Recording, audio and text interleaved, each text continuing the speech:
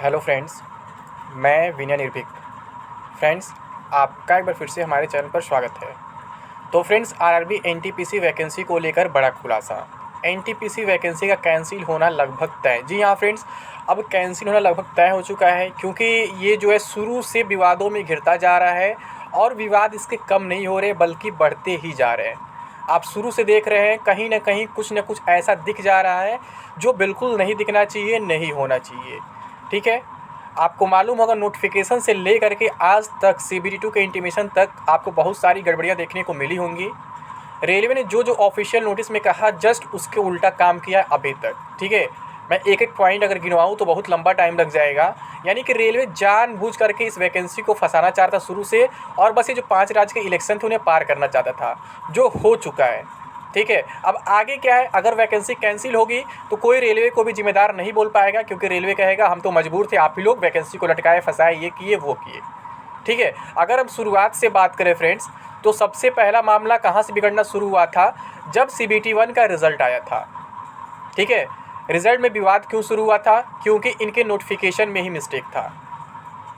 इनके नोटिफिकेशन में रिजल्ट को लेकर के 3 बातें लिखी गई थी, जो मैं हर वीडियो में लगभग बताता हूँ। कि एक जगह लिखा गया था कि लेवल वाइज 20 टाइम्स क्वालिफाई कराएंगे, एक जगह लिखा गया था आरआरबी वाइज 20 टाइम्स क्वालिफाई कराएंगे, और एक जगह लिखा गया था कि स्क्रीनिंग नेचर का एग्ज़ाम है। स्क्रीनिंग नेचर का एग्ज़ाम का मतलब क्या है, फिक्स क्राइटेरिया, जो आई थिंक 40%, 30%, 25% होता है कैटेगरी वाइज। आप लोग देख लेना कितना एक्जैक्टली मुझे नहीं मालूम है। ठीक है, फिर उस पर बुलाएंगे। मतलब 3 तरीका यहाँ पे ये रखे हुए थे। तो अगर इन्हें सही से वैकेंसी कराना ही था तो तीनों में से कोई एक बात मेंशन किए होते कि हम इसके थ्रू जो है CBT1 का रिजल्ट देंगे। ठीक है, नोटिफिकेशन इसीलिए दिया जाता है फ्रेंड्स 90-100 पेज का, कि उसी के अकॉर्डिंग काम करना होता है, नहीं तो उस नोटिफिकेशन की वैल्यू क्या रह जाएगी जब उसका कोई यूज़ ही नहीं होगा बाद में। तो ठीक, तो मैं इसलिए क्या था, मैं कह रहा था रिवाइज रिजल्ट जरूर आना चाहिए। लेकिन वहाँ पे भी क्या हुआ, रिवाइज रिजल्ट में कुछ लोग उसको गलत डायरेक्शन दे दिए। जो बिहार का कोचिंग माफिया है, वो रिवाइज रिजल्ट में कैंडिडेट की संख्या बढ़ाने के बजाय क्या कर दिया, यूनिक वर्ड यूज़ कर दिया कि यूनिक कैंडिडेट 7 लाख नहीं हो रहे हैं। जबकि यूनिक वर्ड का वहाँ कोई सवाल ही नहीं था। मैं शुरू से कह रहा था, बस कैंडिडेट संख्या में बढ़ाने की डिमांड कर रहा था कि जैसे सारे लेवल में 20 गुना बुलाए हैं, वैसे सारे लेवल में 35 गुना 30 गुना कर दो, कम से कम और लोग आ जाएँ और ओवरऑल यूनिक कैंडिडेट काउंट करने में 7 लाख हो जाए, जो यूनिक की डिमांड चलिए वो भी पूरा हो जाए। ठीक है, यहाँ पे यूनिक का तो कोई लॉजिक नहीं बैठता है, क्योंकि आपको मालूम है आपका जो रिजल्ट था वो लेवल वाइज था, और आपका CBT2 भी लेवल वाइज था, बताया गया था पहले ही। ठीक, तो वहाँ पे एक साथ रिजल्ट देना पॉसिबल ही नहीं था, कंबाइंड रिजल्ट देना पॉसिबल ही नहीं था। अगर कंबाइंड रिजल्ट देंगे तो फिर इनको CBT2 भी कंबाइन करना पड़ जाएगा उसी बेस पर, क्योंकि अगर CBT2 कंबाइन नहीं कराएंगे तो कैसे कर पाएंगे, कैसे किसको मानेंगे, कौन लेवल 6 के लिए क्वालिफाई है, कौन लेवल 5 के लिए क्वालिफाई है, जब कंबाइन रिजल्ट देंगे तो। जैसा कि अभी बहुत लोग कह रहे हैं ना कि अगर मतलब इसको विवाद से हटाना है तो एक कॉमन रिजल्ट देना चाहिए, कंबाइन रिजल्ट देना चाहिए। फ्रेंड्स, वो भी इसका सॉल्यूशन अब नहीं रह गया है, क्योंकि अगर एक कॉमन रिजल्ट देंगे तो CBT2 अलग अलग नहीं हो पाएगा।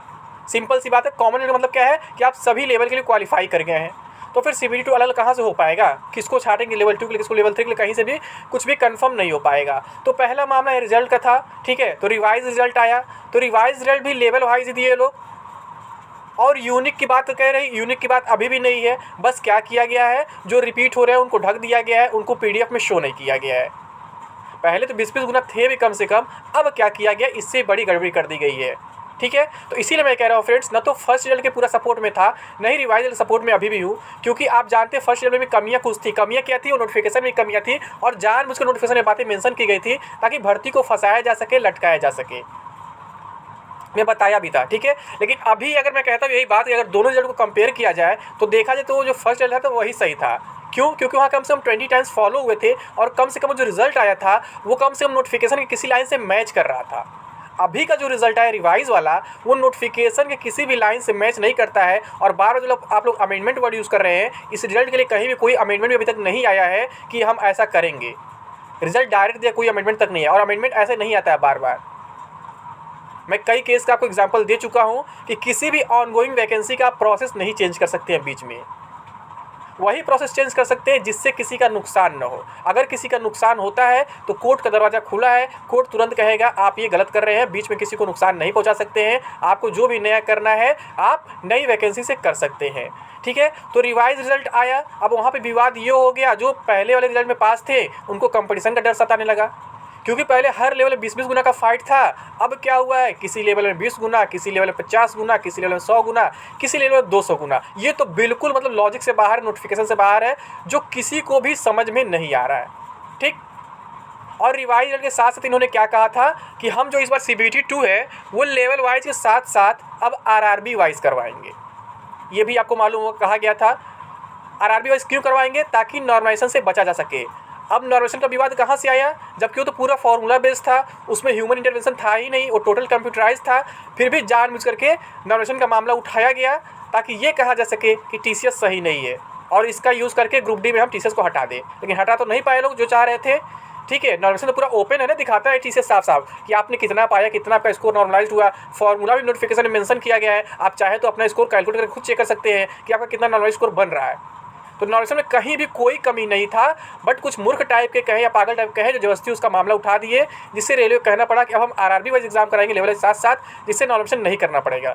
लेकिन जब आप देखें CBT 2 का नोटिस आया था लेवल 6 और 4 के लिए, आप RRB वाइज तो छोड़ दीजिए, उसमें लेवल वाइज ही नहीं दिख रहा है। उसमें क्या लिखा था कि 9th और 10th में को लेवल 4 और लेवल 6 का हम एग्जाम कराएंगे। उसमें कहीं भी ये मेंशन नहीं था कि किस दिन हम लेवल 4 का कराएंगे या फिर किस दिन लेवल 6 का कराएंगे। बस बोल दिए दोनों लेवल का एग्जाम 2 दिन में कराएंगे। इसका क्या मतलब है?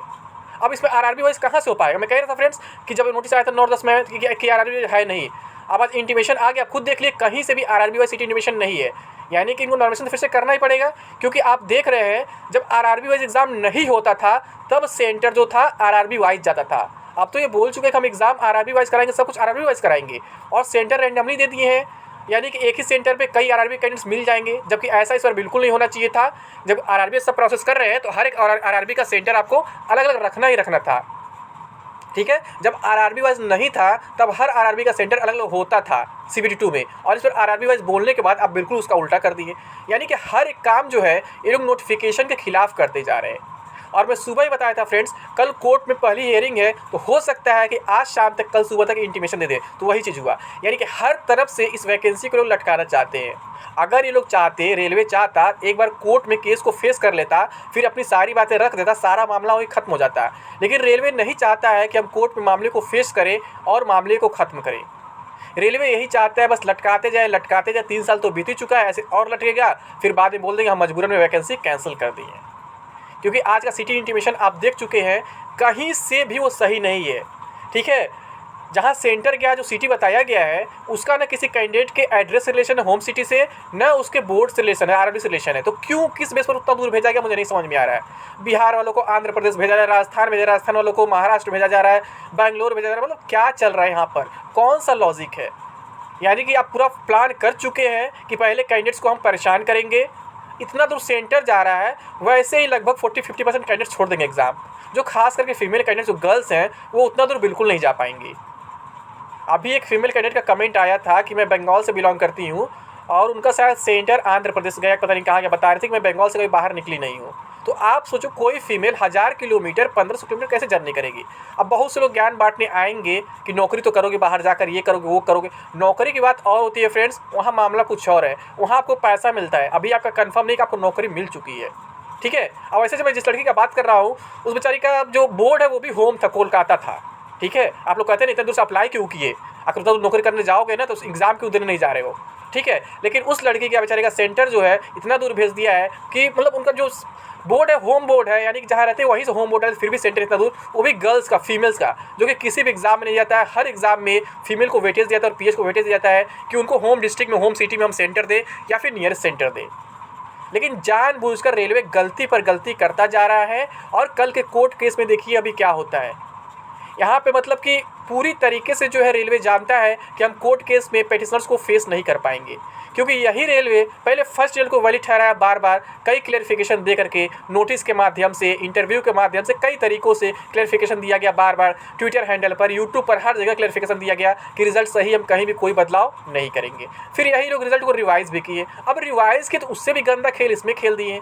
अब इसका बचाव ये लोग कैसे करेंगे कोर्ट में? इसके पीछे तो इनके पास कोई लॉजिक भी नहीं, कोई प्रूफ भी नहीं है। जो फर्स्ट रिजल्ट था, कम से कम नोटिफिकेशन दिखा तो रहे थे कि पॉइंट नंबर 13.6 देखिए, हम लेवल वाइज रिजल्ट बोले देने के लिए लेवल रिजल्ट दिए हैं। अब यहाँ पे तो वो भी मेंशन नहीं है।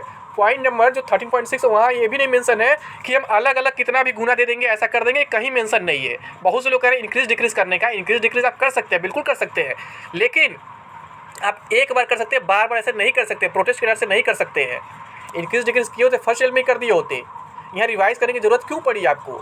यानी आप वहाँ भी गलत थे, फिर आप यहाँ भी गलत है, अब इसका बचाव आप कैसे करेंगे?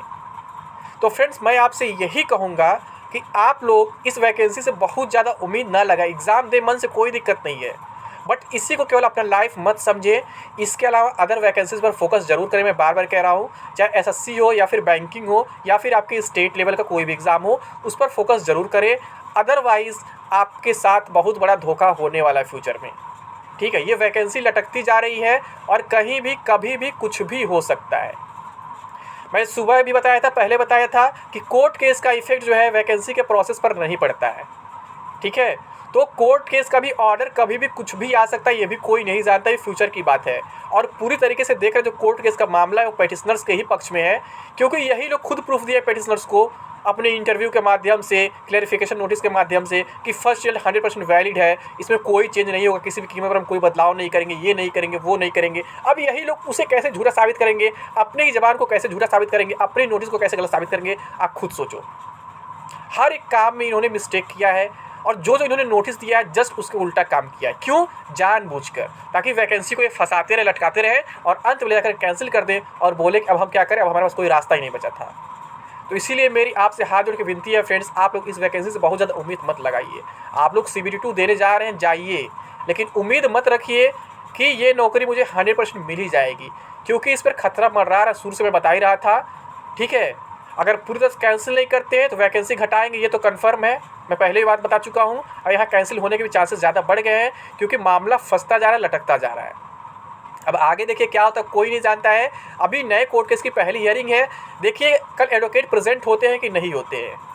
अगर मान लीजिए 2-3 हियरिंग में रेलवे से कोई एडवोकेट प्रेजेंट नहीं होता है तो वैसे ही रेलवे केस हार जाएगा। ठीक है, एक लोग कमेंट किए थे कि अगर प्रेजेंट नहीं हो तो रेलवे क्या होगा।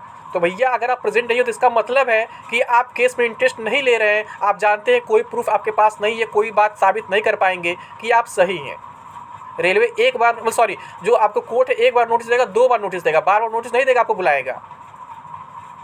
एक होता है एब्सेंट का रीज़न, क्या एप्लीकेशन देना पड़ता है कि हमें कोई काम है या फिर हम बिजी हैं, कुछ रीज़न है, हम कोर्ट में अभी प्रेजेंट नहीं हो सकते हैं, तो केस की डेट चेंज हो जाती है बिना हियरिंग के, ऐसा होता है। लेकिन अगर आप बिना कोर्ट को इन्फॉर्म किए 2 बार 3 बार एब्सेंट हो जाते हैं, इसका मतलब है आप केस हार चुके हैं पूरी तरीके से, फिर ऑर्डर पेटिशनर्स के पक्ष में आ जाएगा।